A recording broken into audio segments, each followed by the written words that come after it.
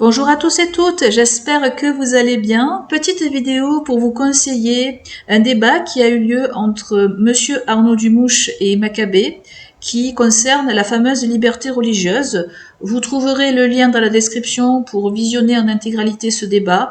Mon but n'est pas de vous raconter dans les détails tous les arguments échangés, mais juste pour présenter un peu le débat, c'est par rapport en fait aux réponses très intéressantes de Monsieur Dumouche, où vous allez l'entendre, Maccabée va dire est-ce que pour vous, en posant la question à Monsieur Dumouche, est-ce que pour vous, eh bien, le droit de la liberté religieuse est un droit inviolable et peut être violé. Et Monsieur Dumouche va dire oui, je vous assure. Alors que c'est une contradiction dans les termes, hein, puisque par définition, un droit inviolable ne peut pas être violé.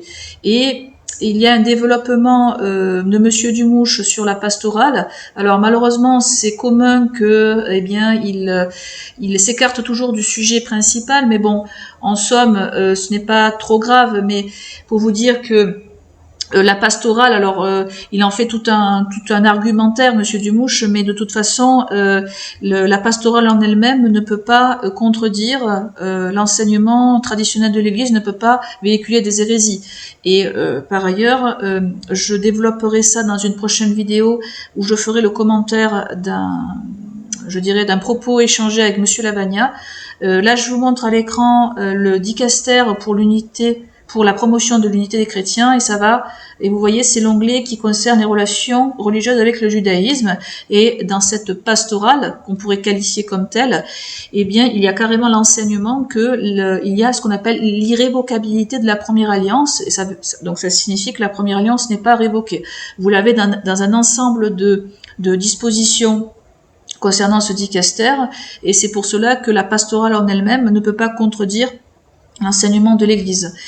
Par ailleurs, et aussi je voulais faire un petit commentaire par rapport à Maccabée. Il a cité le fait qu'on ne peut pas à la fois dire que le paganisme, alors il a cité Saint Paul et d'autres propos de pape, notamment je crois que c'est un missionnaire qui a évangélisé l'Inde, et il dit que quand il parle de l'hindouisme, eh bien il y a une condamnation ferme par rapport à cette fausse religion, du fait que c'est être en communion avec les démons, et je crois que Maccabée cite aussi Saint Paul par ce fait.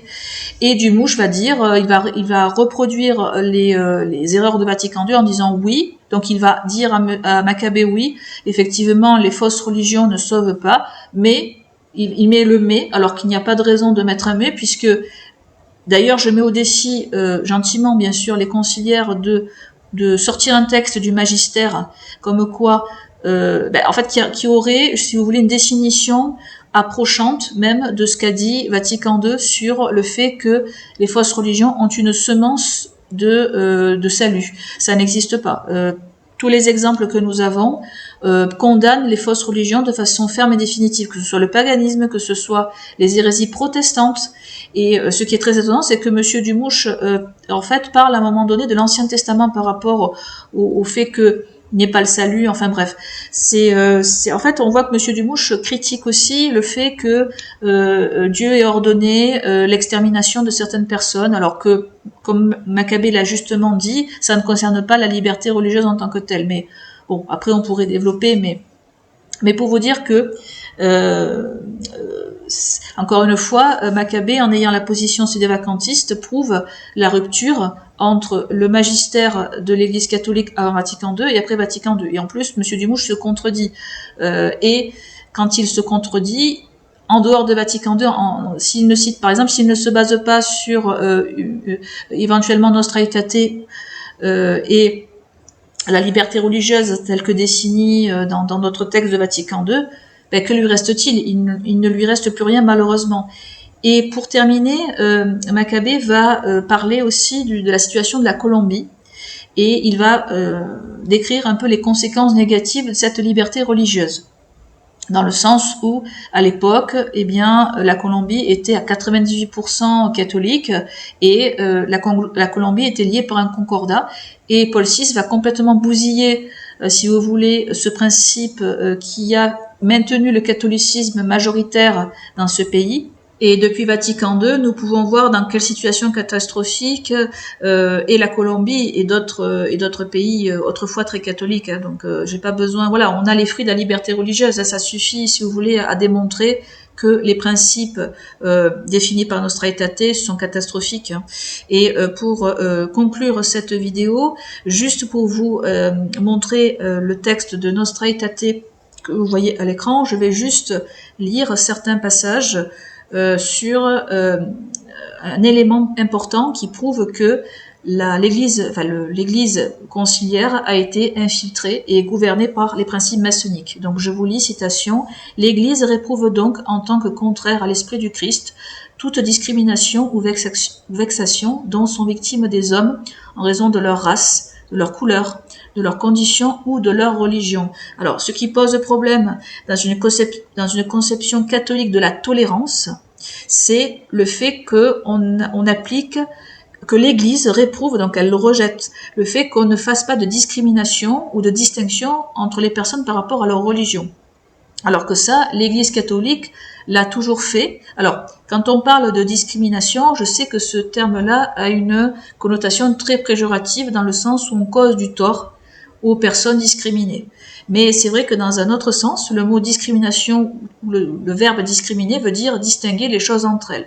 Et par ailleurs, je vais vous montrer des exemples de tolérance. Donc vous voyez à l'écran un article Wikipédia sur l'édit de Nantes, et l'édit de Nantes c'était précisément un édit dans cet esprit de tolérance dans un royaume catholique et chrétien, eh bien de donner certains droits aux protestants parce que c'était une solution de moindre mal, dans le sens où on souhaitait, enfin le royaume de France souhaitait à cette époque mettre fin à une période de chaos en essayant de promouvoir une certaine paix sociale et en donnant aux protestants certains droits.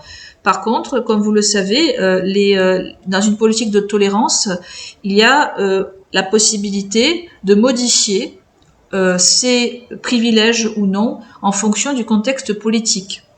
Et comme vous le savez pour la plupart d'entre vous, l'édit de tolérance ne s'est appliqué qu'à une certaine période historique, et puis par la suite vous avez Louis XIV qui lui a décidé de supprimer cet édit et en le remplaçant par l'édit de Fontainebleau notamment.